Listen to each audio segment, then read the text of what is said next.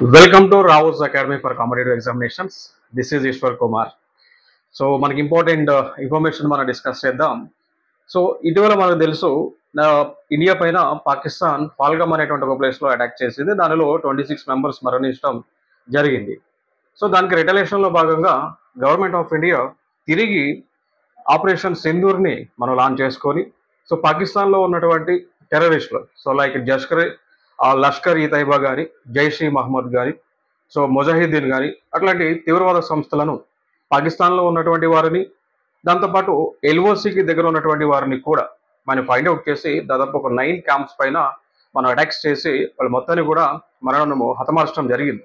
వాళ్ళందరూ కూడా తీవ్రవాదులు.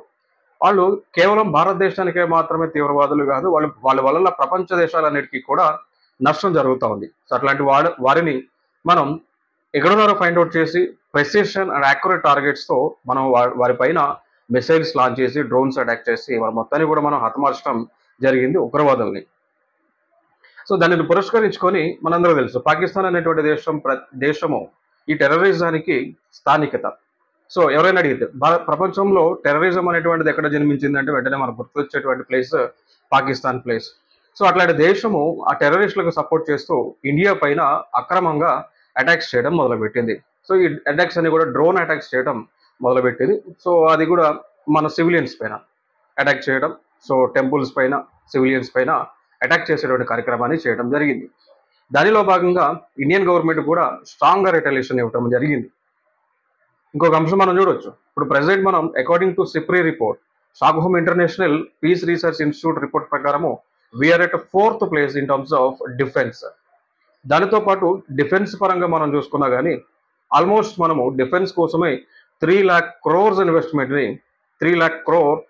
ఇన్వెస్ట్మెంట్ని మనము ఓన్లీ డిఫెన్స్కే కేటాయించడం జరుగుతుంది. బడ్జెట్ అలొకేషన్ చేస్తూ ఉన్నాం, నథింగ్ బట్ ఇన్వెస్ట్మెంట్ చేస్తూ ఉన్నాం. ఆ ఇన్వెస్ట్మెంట్తో డిఫెన్స్ ఎక్విప్మెంట్స్ ఏవైతే ఉన్నాయో like Tejas light compact helicopters కానీ, దాని తర్వాత బ్రహ్మోస్ మిజైల్స్ కానీ, అగ్ని 1, 2, 3, 4, 5 P&X మిసైల్స్ని కానీ, పృథ్వీ మిజైల్స్ కానీ, Nag anti tank missiles, bullet proof jackets, rifles ఇవన్నీ కూడా మనము ఇండియాలోనే ఇండిజీనియస్ టెక్నాలజీతో మ్యానుఫ్యాక్చరింగ్ చేయడం జరుగుతూ వస్తూ ఉంది. సో అట్లాంటి దేశం పైన ఈ పాకిస్తాన్ వాళ్ళు కనీసము వారి యొక్క ఇండియా యొక్క జీడిపిలో 10% కూడా లేనటువంటి దేశం భారతదేశం పైన అటాక్ చేయడం వస్తే మన స్ట్రాంగ్గా రిటైలేషన్ చేయడం జరిగింది. వాళ్ళ యొక్క ఆర్మీ బేసెస్ ఏవైతే ఉన్నాయో బేసెస్ పైన టార్గెట్ చేసి లైక్ రావల్పిండి కానీ, నెక్స్ట్ తర్వాత చూసుకుంటే లాహోర్ లాంటి ప్లేసెస్ పైన మనం టార్గెటెడ్ యాక్యురసీతో ప్రెసిషన్ టార్గెట్స్ చేసి ఈ యొక్క ఉగ్రవాదులను హతమార్చడమే కాకుండా ఆర్మ్డ్ ఫోర్సెస్ పైన కూడా మనం పాకిస్తాన్ వాళ్ళు చేసినందుకు రిటరేషన్లో భాగంగా మనం చేయడం జరిగింది, తిప్పికొట్టాం. వారి యొక్క దాడులని మనం తిప్పికొట్టడం జరిగింది.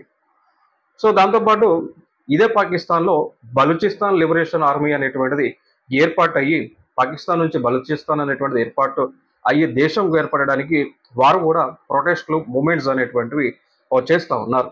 సో ఆ విధంగా పాకిస్తాన్ అనేటువంటిది అష్టదిగ్బంధం గురవడం జరిగింది. ఒక పక్క ఆఫ్ఘనిస్తాన్లో ఉన్న తాలిబాన్స్ వలన కూడా ఈ పాకిస్తాన్కి నిద్రలేనటువంటి రాత్రులు గడుపుతున్నటువంటి సందర్భం అన్నమాట.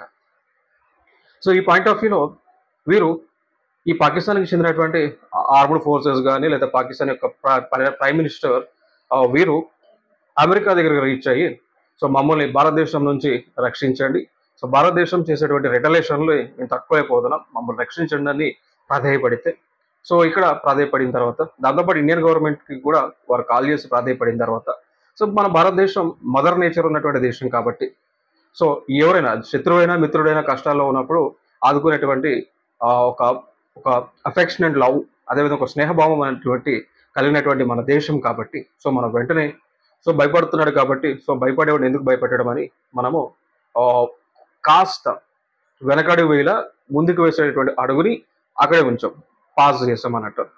దాన్ని ఆపరేషన్ సింధూర్ని మనము స్టాప్ చేయలేదు, we had passed it for some time.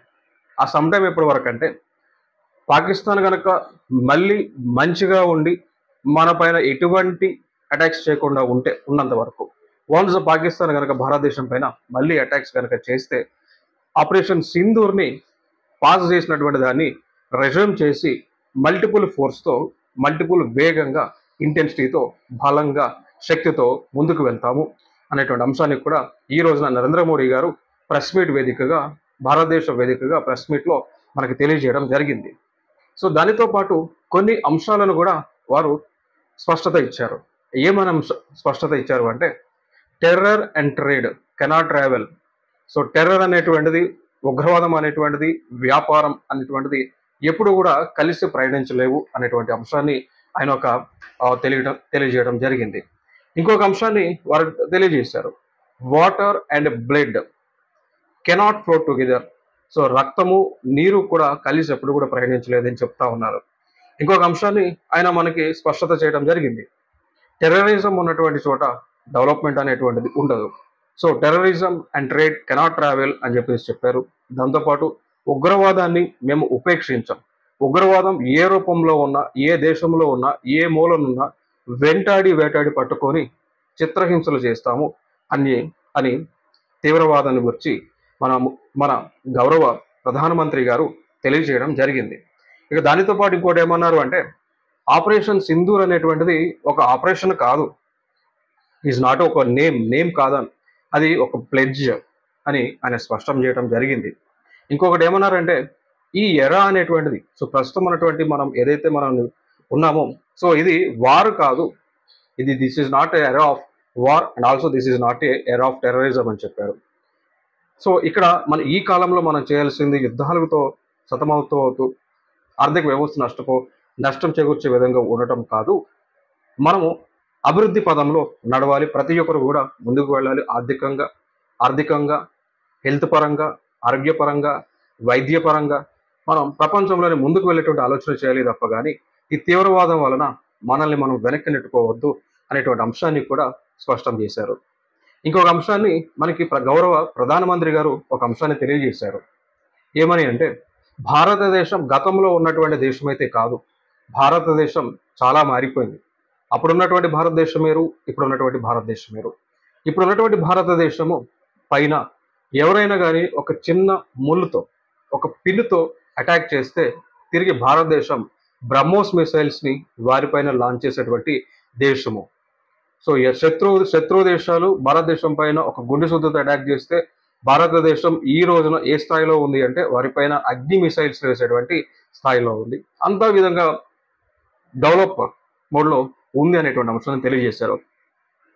ఇంకొక అంశాన్ని స్పష్టం చేశారు, భారతదేశం ఇక్కడ డిఫెన్స్ మోడ్లో కాకుండా అఫెన్స్ మోడ్లో ప్రయాణించబోతా ఉంది అనేటువంటి అంశాన్ని కూడా ఆయన స్పష్టం చేయడం జరిగింది. ఇంకొక అంశాన్ని చెప్పారు, ప్రపంచ దేశాలు కూడా తెలుసుకోవాలి అని ఒక అంశాన్ని ఆయన స్పష్టం చేశారు. ఏంటి అంటే, ఇక్కడ భారతదేశంలో టెక్నాలజీ చాలా వేగంగా అభివృద్ధి చెందుతుంది. భారతదేశంలో ఉన్నటువంటి యువత నైపుణ్యాలను అభివృద్ధి చేసుకొని ప్రపంచానికంటే వేగంగా, సో ప్రపంచంతో పాటు పోటీ పడుతున్నారు, కొత్త టెక్నాలజీని ఇన్నోవేట్ చేస్తూ ఉన్నారు అనేటువంటి అంశాన్ని కూడా నరేంద్ర మోడీ గారు స్పష్టం చేశారు. దానితో పాటు ప్రపంచంలోనే అత్యధిక జనాభా కలిగినటువంటి దేశము, దానితో పాటు అత్యధికంగా యువత కలిగినటువంటి దేశము కూడా భారతదేశము అనేటువంటి అంశాన్ని ఆయన తెలియజేశారు. ఇంకొక అంశాన్ని స్పష్టం చేశారు, ప్రపంచంలోనే అత్యధిక వేగంగా జీడిపి పరంగా, సో దేశ స్థూల ఆదాయం పరంగా ముందుకు వెళ్తుంది అనేటువంటి అంశాన్ని కూడా ఇక్కడ మనకి ప్రస్తావన తీసుకురావడం జరిగింది. సో ఇది మనకి నరేంద్ర మోడీ గారు, గౌరవ ప్రధానమంత్రి గారు ప్రజలని ఉద్దేశించి, జాతిని ఉద్దేశించి, పాకిస్తాన్ని ఉద్దేశించి, టెర్రరిస్టులను, తీవ్రవాదాన్ని ఉద్దేశించి ఈ విధంగా ఆయన తెలియజేయటం జరిగింది.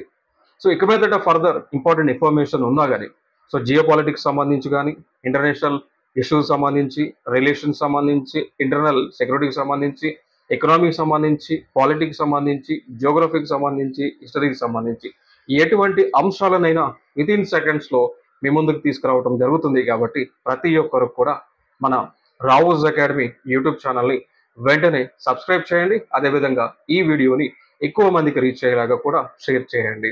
Thank you so much. జై హింద్.